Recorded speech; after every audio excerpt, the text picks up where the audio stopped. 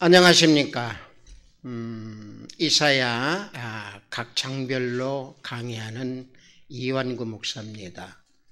지난 시간에 우리는 6장을 공부를 했습니다. 이 시간에는 7장을 공부해 보기로 하겠습니다. 7장의 제목은 임마누엘 징조다라고 제목을 붙였습니다. 우리가 7장에서요, 우리가 가장 중요하게 여겨야 될 그 구절은 14절입니다. 14절을 제가 봉독해 드리면은, 그러므로 주께서 친히 징조로 너희에게 주실 것이라. 보라, 처녀가 잉태하여 아들을 낳을 것이요 그 이름을 임마누엘이라 하리라. 아멘. 그렇죠? 아주 중요한 구절이고 중요한 말씀입니다. 자, 이 말씀을 바탕으로 해서 우리가 또 눈여겨봐야 될 말씀이 1절 말씀 후반부입니다. 후반부를 보면은 이스라엘 왕 베가가 올라와서 예루살렘을 쳤으나 능히 이기지 못하니라 그럽니다. 그 다음에 7절을 보니까 주 여호와의 말씀에 이 도모가 서지 못하며 이루지 못하리라 그럽니다. 제가 여러분에게 이 세 구절의 말씀을 드렸는데 이 세 구절이 전부가 연관이 되어 있는 말씀입니다. 이 7장 전체적인 내용을 제가 잠깐 간략하게 말씀을 드리면 어떤 내용이냐면은 유다의 아하스 왕 때 아람 왕하고 북쪽 이스라엘, 북이스라엘입니다. 그때 당시에 이스라엘이 유다와 북이스라엘로 나뉘어졌는데 북이스라엘과 아람 왕이 동맹을 하여서 지금 남유다를 공격해 왔습니다. 그렇지만 하나님께서 뭐라고 그러느냐, 너희들이 공격을 했지만은 그 1절에서 그러잖아요. 예루살렘을 쳤으나 능히 이기지 못하리라 그럽니다. 그 다음에 7절에서 뭐라고 말씀하십니까? 이 도모가 서지 못하며 이루지 못하리라 하고 말씀을 하십니다. 자, 결과적으로 이루지 못하지만은 그러나 하나님께서는 뭐라고 그러냐, 지켜주시기 때문에 너희들이 계획은 이루지 못한다. 그러나 그것을 아하스 왕 너희들 남유다 너희들이 믿지 못하겠거든 징조를 구하라 라고 하나님께서 그들에게 말씀을 합니다. 자, 그래서 친히 징조를 구하는데 아하스 왕이 징조를 구하느냐? 나는 구하지 않겠다. 이제 좀 이따 제가 설명드리겠습니다만은 그렇게 이 얘기를 하지만은 하나님께서는 하나님의 주권으로 임마누엘 징조를 보여줍니다. 그래서 7장을 우리가 조금 묶어서 본다고 하면은 1절에서 9절을 하나로 묶어버리고 10절에서 25절을 하나로 묶어서 대단위로 두 단위로 보면 되겠습니다. 그래서 1절에서 9절은 방금 제가 말씀드린 대로 대적, 즉 다시 말하면 아람 왕과 북이스라엘이 너희들이 계획을 세웠어도 이루지 못하리라, 그 내용입니다. 자, 방금 제가 말씀드렸던 7절에서 너희들이 그 일을 도모하지 못하리라, 이루지도 못하리라 그럽니다. 그것은 뭐냐면은 남유다가 북이스라엘하고 전쟁을 하면은 남유다의 능력으로는 북이스라엘도 이기지 못합니다. 그런데 하물며 아람 왕하고 동맹을 하여서 남유다를 지금 공격하여서 치려고 합니다. 그러니까 남유다의 아하스 왕은 어떤 마음이냐, 그 마음이 바람에 흔들리는 마음같이 굉장히 심히 어려웠다라고 2절에서 말씀을 합니다.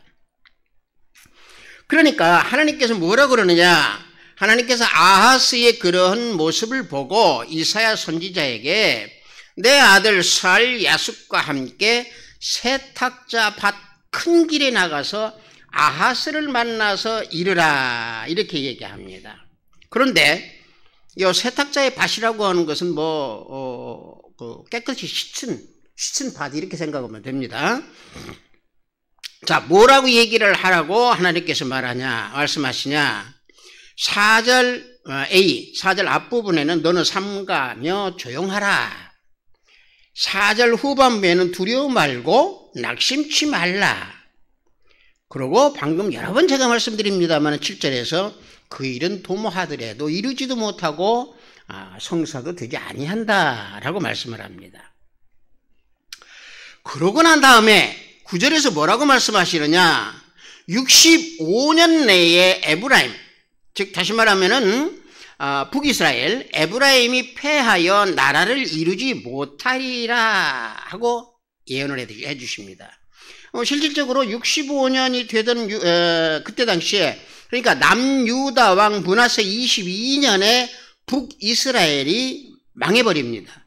그것이 65년 후에 이게 이루어지게 되는 거죠. 그래서 여기에서 말씀하시는 65년이라고 하는 것이 실질적으로 이루어져 버린다라고 하는 그 사실을 우리는 눈여겨봐야 됩니다.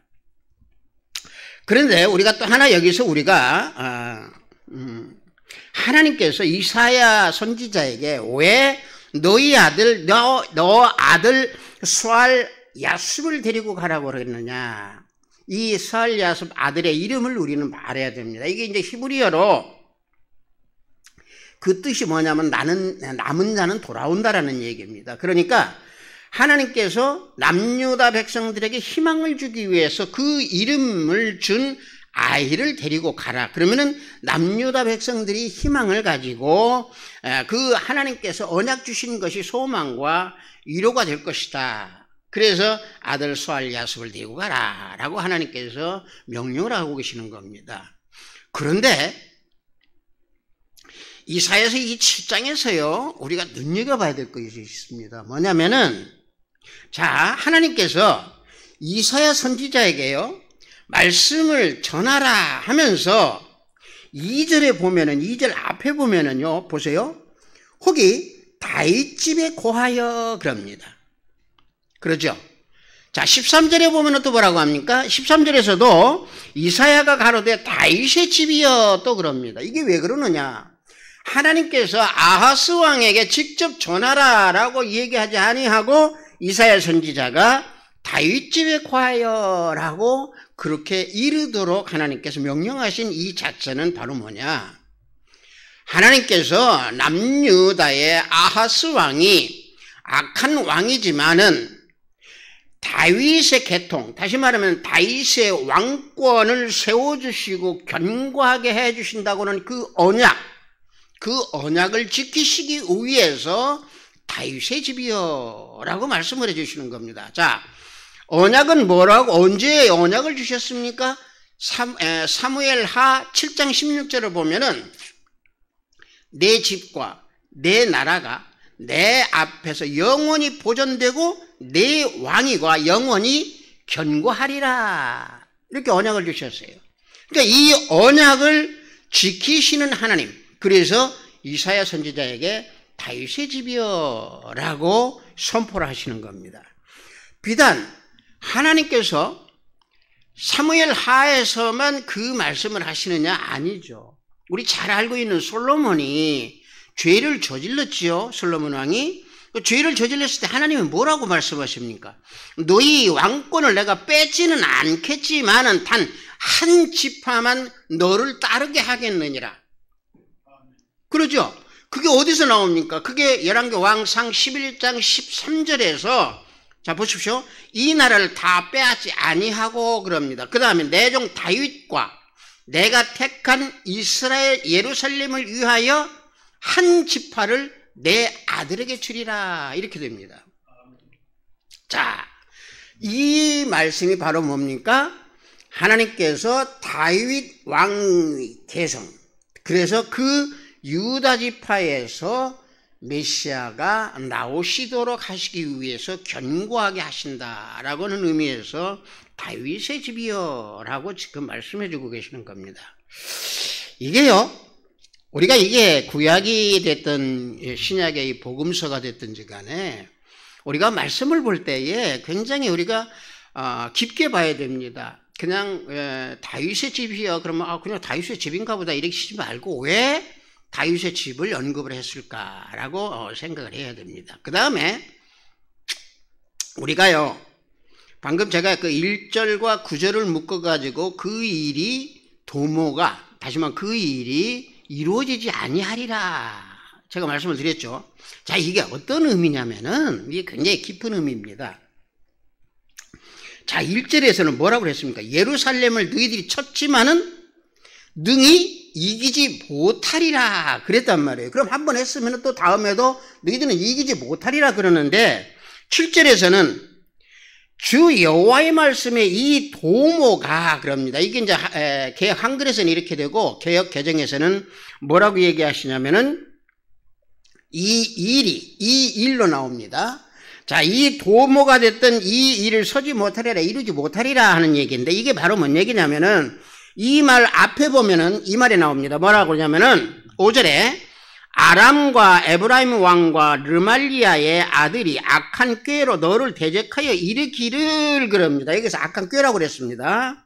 자, 이 악한 꾀가 어떤 꾀냐? 6절에서 그 설명을 해줍니다. 뭐라고 설명해 주냐면은 우리가 올라가 유다를 쳐서 그것을 고나게 하고 그럽니다. 고나다는 것은 쓰러뜨려 버린다는 얘기죠.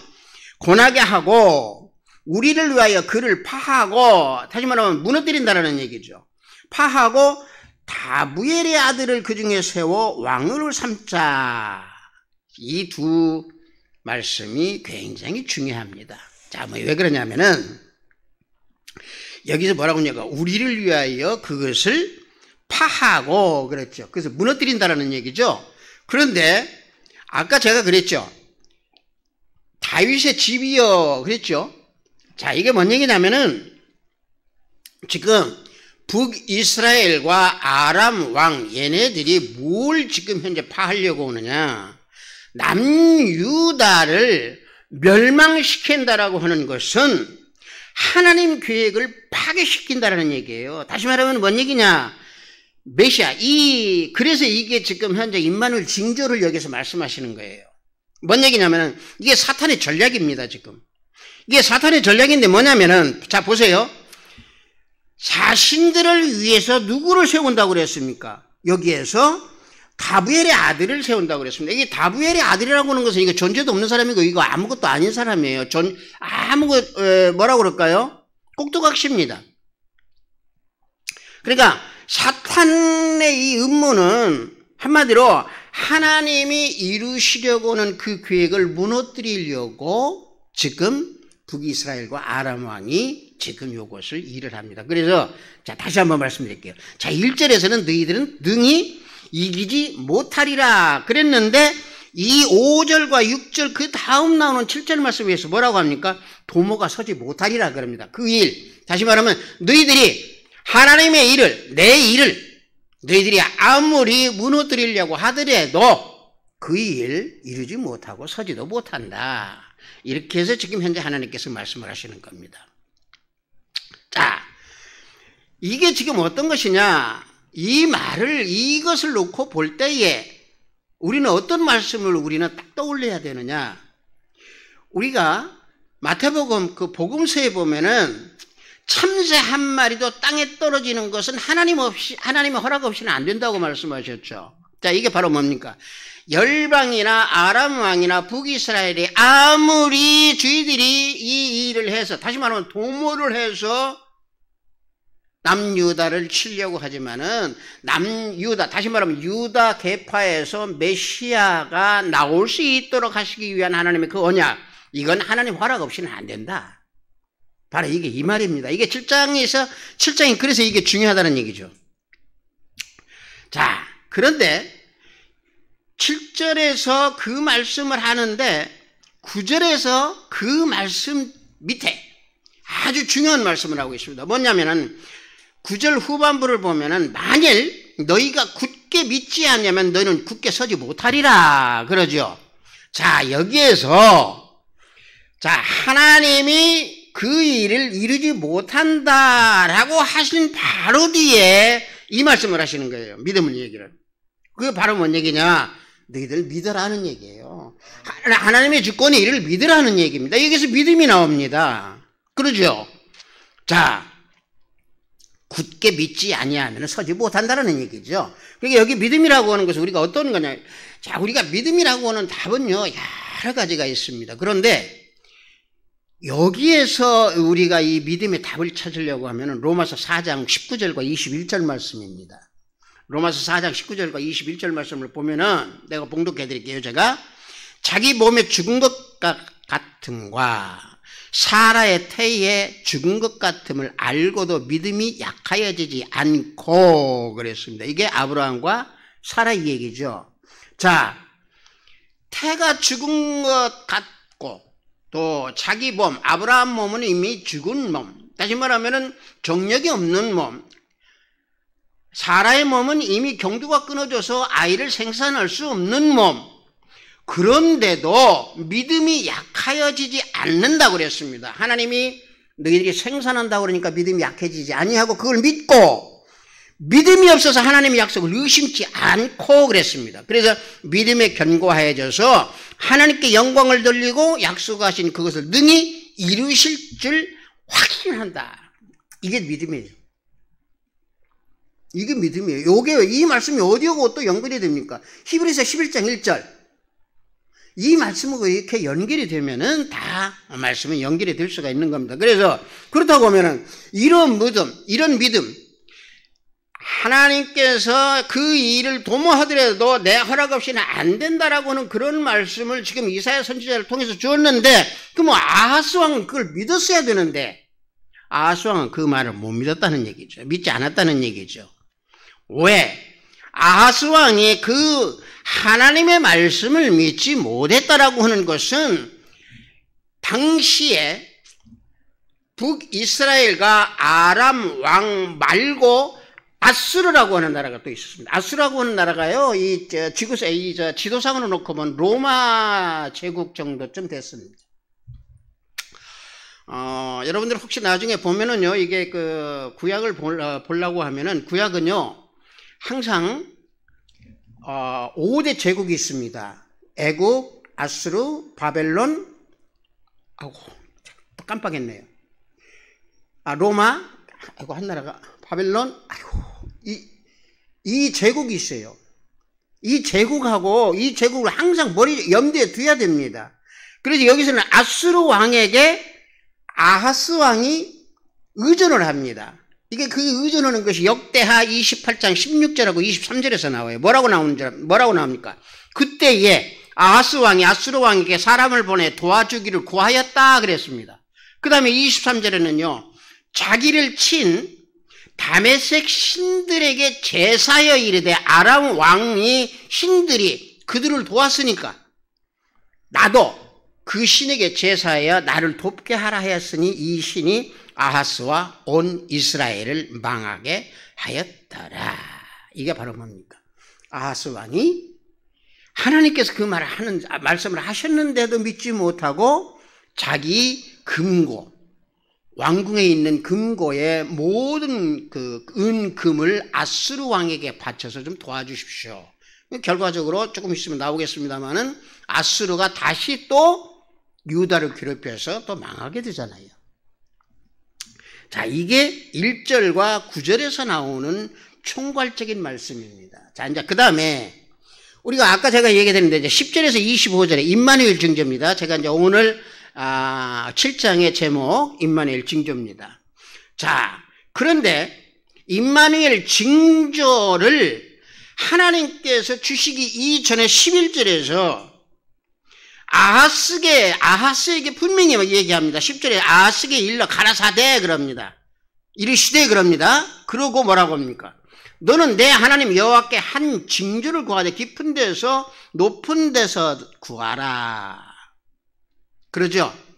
한 징조를 구하라고 합니다. 그러니까 아하스가 뭐라고 답합니까? 자, 방금 제가 얘기한 대로 아수르 왕에게 도움을 청했기 때문에 12절에서 뭐라고 합니까? 아하스가 가로되 나는 구하지 아니하겠나이다 그럽니다. 나는 여호와를 시험치 아니하겠나이다. 여기 어떻게 놓고 보면 참 겸손한 것 같으죠. 시험치 아니한다고 그러는 거 보니까 이게 속된 인간의 모습이라는 얘기입니다. 나 구하지 않겠습니다. 그러니까 이사야가 바로 책망을 합니다. 너 들어라. 사람도 괴롭게 하고 작은 일로도 괴롭게 하면서 왜 하나님을 또 괴롭게 하느냐 하고 이사야가 지금 뭐라고 책망을 합니다. 자, 그러니까 하나님께서 뭐라고 합니까? 하나님께서 하나님의 주권으로 임마누엘 징조를 보여주신다라고 말씀을 해주시는 겁니다. 이게 자, 너는 나를 거역하고 나 믿지도 아니하고 내가 하려는 일 네가 무시하기도 하지만은 나는 내가 계획했던 거 내 주권적으로 나는 이것을 너에게 보여주마. 그래서 보라 처녀가 잉태하여 아들을 낳을 것이 그 이름이 임마누엘이라. 이 말씀은 구약에서 딱 한 번 나와요. 여기에서. 자, 그 말씀 그대로 우리가 신약에서 다 이루어지잖아요. 동정녀 마리아를 통해서 예수님께서 이 땅에 오시는 것이 그대로 이루어지죠. 여러분들 임마누엘이라는 거 다 알잖아요. 하나님 우리와 함께 계시다는 말이잖아요. 자, 임마누엘인데 하나님께서 함께 계시는 임마누엘, 성육신으로 오시는 우리 주 예수 그리스도 주님께서 오신다라고 하는 것을 여기에서 이사야서 7장에서 말하는 거예요. 그래서 제가 여러분들하고 이사야 공부하기 맨 처음에 뭐라고 얘기했습니까? 신약에서 로마서가 아주 깊고 어렵고 중요한 책이라고 하면은 구약에서는 이사야서가 로마서와 같이 깊고 어렵고 아름답고 굉장히 우리에게 교훈을 많이 주는 책이다 라고 여러분들이 아시면 됩니다. 그래서 하나님께서 징조로 구하라고 그랬는데도 하나님 주권적으로 그 말씀을 드리고 난 후에 어떻게 하느냐? 아하스왕 네가 징조를 구하라고 했는데도 징조를 구하지 않으니까 내가 유다 너희들에게 참상이 어떻게 될지를 알려주마. 그러고 15절에서 16절에서 말씀하고 있습니다. 악을 버리며 선을 선택할 줄 알 때에 미쳐 버터와 굴을 먹을 것이라. 거기 버터라고 되어 있죠. 저기는 개역 한글에는 엉긴 젖과 꿀이라고 되어 있어요.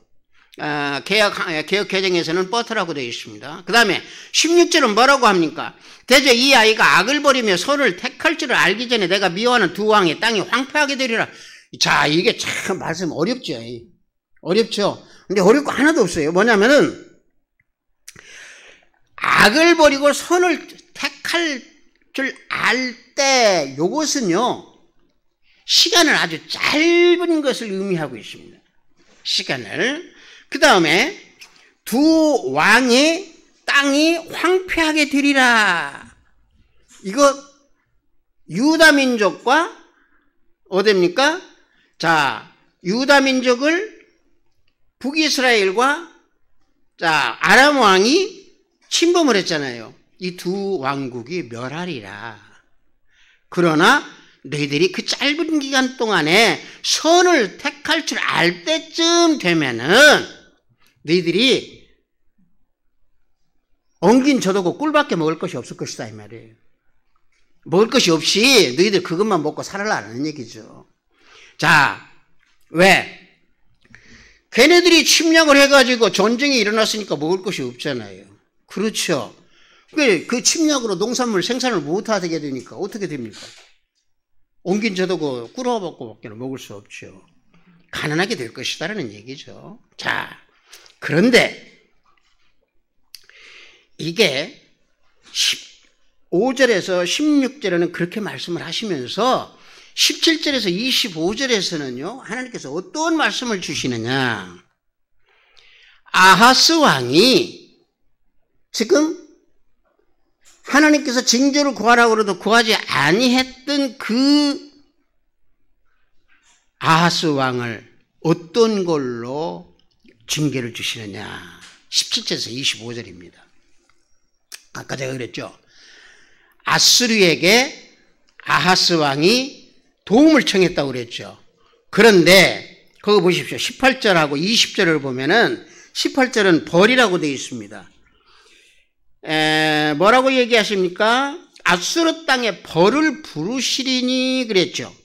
아수르를 지금 벌로 여기서 상징적으로 말씀하고 있는 거죠. 20절을 보십시오. 20절은 뭐라고 합니까?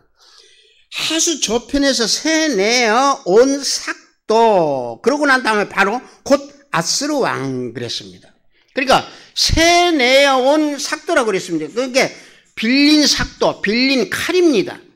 빌린 칼로 너희들을 그 다음에 나와요. 머리털과 발털을 다 수염도 다 깎아버린다고. 이게 얼마나 비참합니까? 예? 그러죠? 비참하죠? 그러니까 이게 바로 뭔 얘기냐? 하나님께서 명령을 하시면은 순종을 해야 돼요. 근데 우리 대부분들 보면 다 순종한다고 하면서 겉으로는 다 입술로는 다 순종해요. 저도 그래서 입술로는 다 순종해. 입술로는 순종하는데 실질적으로 행위는 순종을 하나도 안 해. 이게 인간의 본성이고 인간의 마음이고 인간의 모습입니다. 그래서 우리는 18절에서 25절에 참 비참한 이런 내용. 자, 19절 한번 볼까요? 다 와서 거친 골짜기와 바위 틈과 가시나 물털이와 모든 초장에 앉으리라. 저 보십시오. 거친 골짜기에 앉아있고 바위 틈에 앉아있고 가시나 물털이에 앉아있으면 엉덩이가 어떻게 되겠습니까? 모든 초장에 앉아있으라. 자, 얼마나 먹을 것이 없으면 이와 같이 이런 데 이렇게 앉게 되겠습니까? 자, 하나님의 명령이 모든 그 적국의 전쟁으로 인해서 그 폐허가 돼서 유다의 모든 영토가 이와 같이 골고루 미쳐서 다 폐허가 된다라고 하는 얘기입니다. 그래서 결론은 뭐라고 얘기합니까? 이 사람들의 그런 것을 당한 결론이 21절에서 22절에 나옵니다. 뭐라고 합니까? 그날에 한 사람이 한 어린 암소와 두 양을 기른다 그랬죠. 그렇죠? 예? 보십시오. 자, 이게 참 답답하네요. 자, 보십시오. 한 사람이 어린 암소 한 마리하고 두 양이 있으니 이것 가지고 어떻게 삽니까? 응? 그렇죠? 몇 마리 가축만 기른다는 얘기예요. 그러니 얼마나 빈곤하게 그들이 살게 되겠습니까?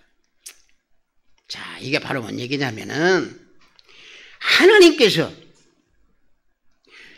한 징조, 이것도 그냥 징조가 아니라 한 징조를 구하라고 그랬습니다. 그런데 한 징조를 구하라고 했는데도 나 구하지 않겠습니다. 나 구하지 않겠고요. 나 하나님 시험 안 할게요. 점잖은 것 같으죠. 나쁜 놈. 또 내가 명령한 거. 그러니까 이게 우리들의 모습이라니까요. 뭐 구하라 그러면은 이게 겸손. 겉으로 겸손이지 불순종이죠. 이 불순종, 다시 말하면 아하스 왕처럼 이런 불순종을 하고 하나님의 명령했을 때에 즉바로 이행하지 아니할 때에는 남는 것은 뭐다? 이와 같이 멸망뿐이다. 구약의 역사를 보면은요, 한마디로 창세기 3장에서부터 말라기까지 보면은 모든 율법이나 모든 언약이 메시아 언약입니다. 메시아 언약이 뭡니까? 예수 그리스도 언약입니다. 예수 그리스도에 대한 말씀만이 벌써 거기서부터 쭉 나오고 있어요. 그런데 이걸 다 놓치고 있는 거예요. 이게 지금 현재 여기 아하스 왕도 이걸 놓치는 겁니다, 지금. 아하스 왕도 지금 현재 예수 그리스도를 놓치고 있는 거예요. 임마누엘을 놓치고 있는 겁니다, 지금. 이게 지금 구약에서든 어디서든 놓고 보면 전부 예수님을 다 놓치고 있어요. 우리가 구약을 볼 때요, 우리가 그걸 봐야 됩니다. 우리가 그냥 보지 말고 구약 속에서 항상 볼 때는 메시아 언약을 찾아내십시오. 말씀 구절 속에서 전부 메시아 언약이 다 그 속에 다 스며들어져 있습니다. 그래서 우리가 구약 특히 이사야서를 우리가 공부할 때 이 속에서 메시아 언약이 어떻게 하나님께서 주시는지 그걸 깊게 깨달으면서 그거와 항상 복음서를 연결을 해서 복음, 십자가 복음. 복음도 그냥 복음이 아닙니다, 여러분들. 복음은 그냥 십자가 복음이지 그냥 복음 아닙니다. 십자가 복음과 메시아 언약과 항상 연결해서 보는 그러한 영적인 성숙함이 시청하시는 우리 모두에게 계셔야 될 줄 믿습니다. 잠시 기도합니다. 아버지 하나님 감사합니다. 이사야서 7장 임마누엘 징조라고 하는 제목으로 은혜를 함께 나누고 공부를 같이 했습니다. 아버지 하나님, 신학을 공부하는 우리 성도들, 또 신학을 공부하는 우리 신학생들 모두가 하나님 예수 그리스도를 바라보면서 구약 속에서 또 이사야 속에서 예수 그리스도를 찾아내고 예수 그리스도를 바라보면서 우리가 따라가야 할 길이 어떤 길인가를 더욱더 깊고 더욱더 깨달으면서 성찰하는 그러한 시간을 가질 수 있도록 인도하고 또 지켜주시옵소서. 예수 그리스도 이름으로 기도드렸사옵나이다. 아멘.